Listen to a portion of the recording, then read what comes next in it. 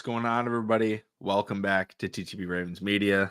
Let's get this to focus on me. But in this today, obviously, we're pre-gaming for this Ravens versus Bengals game. One second. I don't know what's up. My microphone, my camera was good before I started recording. Hold on. Let's do this.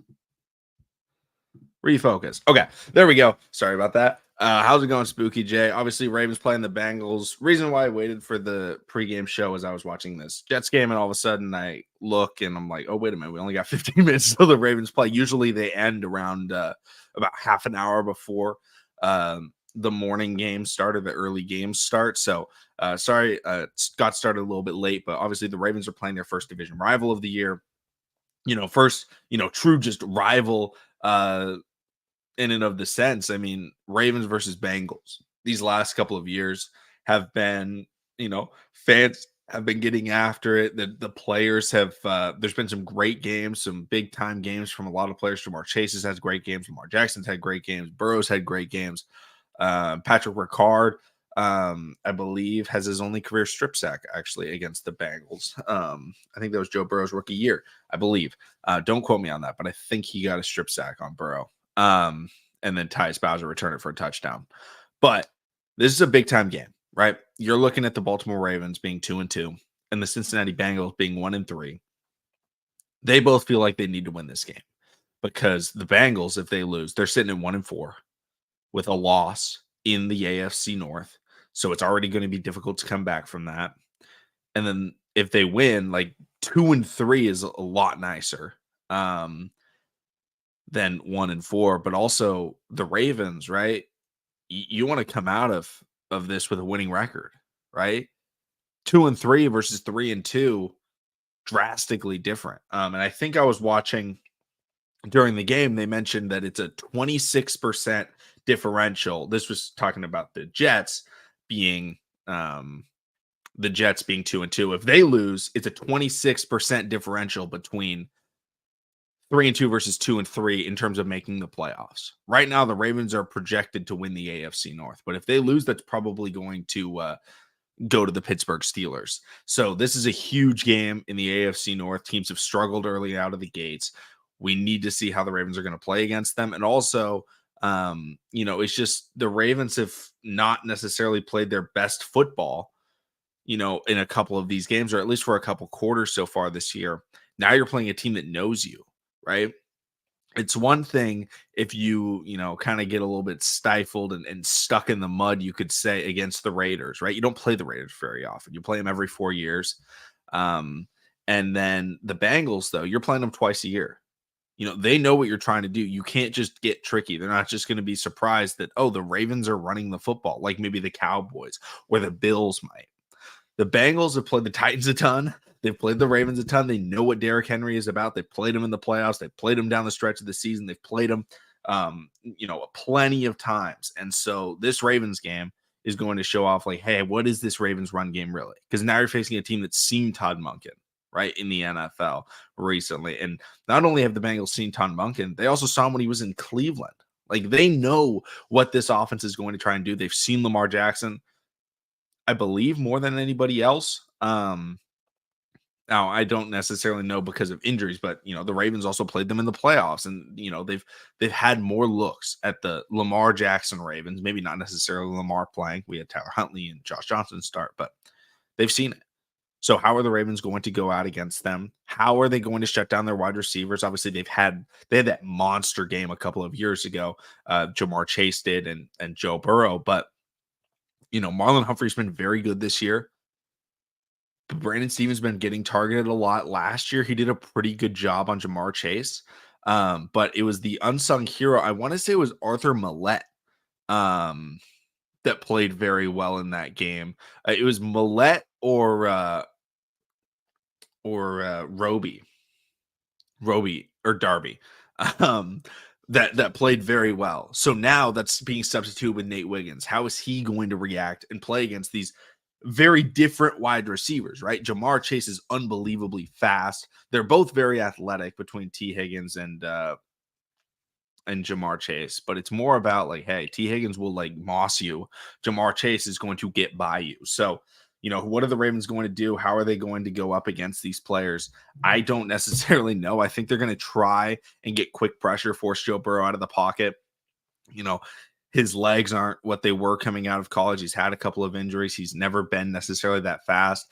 Get him moving, get him on the run. Don't let the Bengals get into, second and short, because that's when they can take their deep shots to Jamar Chase and T. Higgins. But the other thing I think is shut down the tight end game. Mike Gesicki's a good tight end. He's done very well against the Ravens in the past, and the Ravens defense has been very susceptible to tight ends, especially when they're sitting in zone coverage. They're just sitting right behind that zone, sitting right behind Roquan, or maybe it's Kyle Hamilton, or maybe it's, plenty of guys. Sorry, I have this Jets game on. They're on a potential game-winning drive, which is why I'm looking at that. But, I hope so, B. I really do hope so, because Jamar Chase is a game wrecker, and this Bengals team isn't playing, that Super Bowl form, but they still have, Super Bowl caliber players. They have a great quarterback. They have great receivers, right?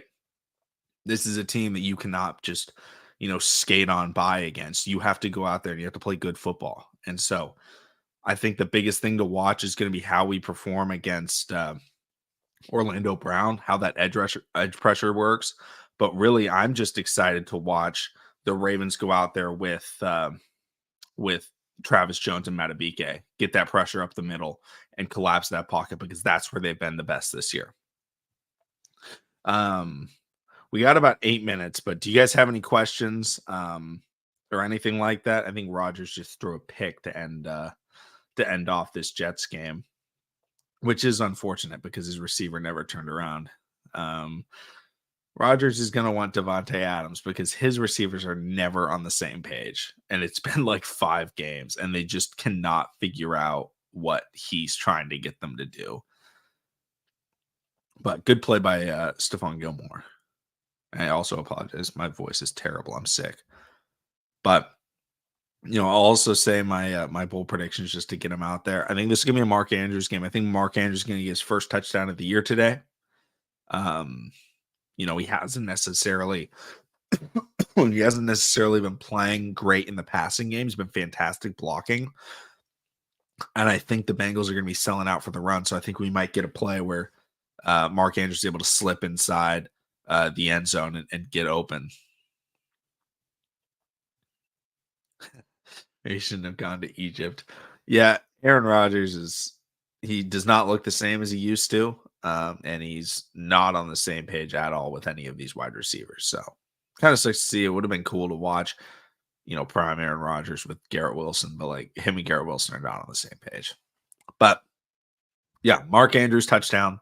The other thing that I would be looking for is on the defensive side of the ball. I think Nate Wiggins is going to get a lot of targets. I think the Bengals, every time he's on the field, are going to try and throw at him because he's been more susceptible to penalties than Marlon and Brandon Stevens have. And also, you just know that he's less experienced. He dropped 2 picks last week. You want to try and get after him. So with that said, I think Nate Wiggins is going to get his first career interception. That'll be my bold prediction for the defense because I think he's going to get a lot of targets. And I hope it's going to be an interception where he breaks on the ball, uses speed and is able to take it to the house. But it might just be they throw it up, to T. Higgins or Jamar Chase because Nate Wiggins is on him. Remember, it felt like every time he was in, he was guarding CeeDee Lamb. So I think they're going to try and test Nate Wiggins today. And I hope that Nate Wiggins is able to play well. And bold prediction, I think he does. But if you guys have any bold predictions, let me know. Let's see here. It's even better than a win is seeing Zim stunned on the sideline. Is Zimmer? Is Zimmer? I don't know. I don't know who Zim is. Mike Zimmer? Isn't Zimmer in Dallas? I don't know. I could just be missing that. Maybe it's him, Burrow. I don't know. Oh, I will say the offensive line apparently is going to be the same as it was last week. Ronnie, Makari, Linderbaum, Falele, and Roger Rosengarten, which I think is good. They played a great game last week. We're going to see how, they end up doing today. But really, I think I want to watch the Ravens try and establish the run early. But at the same time, I would not be upset if first play or second play, they go heavy set and we see a hard play action and take a deep shot, right? Maybe it's to Zay Flowers, maybe it's to Rashad Bateman. I would be pro deep shot early because we've just completely run over the last two teams that we've played.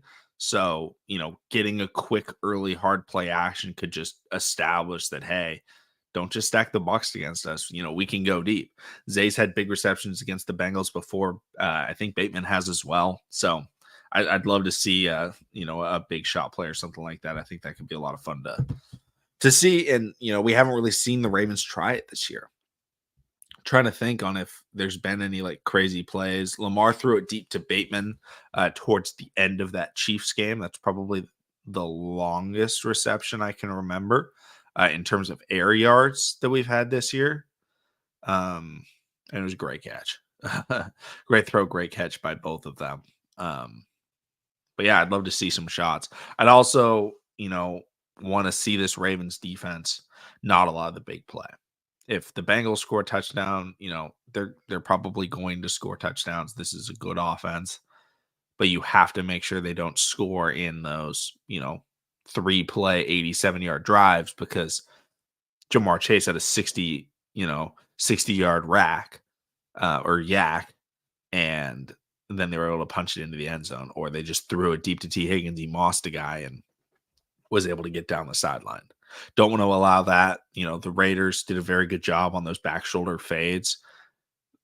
Jamar Chase, T. Higgins, both great at back shoulder fades. So be worried about that. This Ravens team has to mix things up and make sure that they can't just have a go-to play like that, like Gardner Minshew and Devontae Adams had, because that's why the Ravens lost, honestly, was every time it felt like it was 3rd and long or the Raiders needed a play, they would just dial up back shoulder throw, Devontae Adams 15 to 20 yards down the sideline.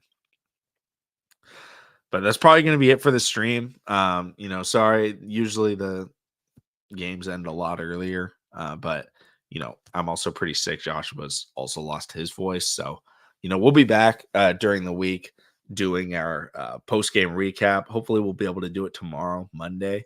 But if not, we'll do it on Tuesday. But make sure to stay tuned. Hopefully, the next time we see you, the Ravens are sitting at 3-2, and they had a big game out of Derrick Henry, Lamar Jackson, Zay Flowers, and company. Thank you all so much. See you all again then.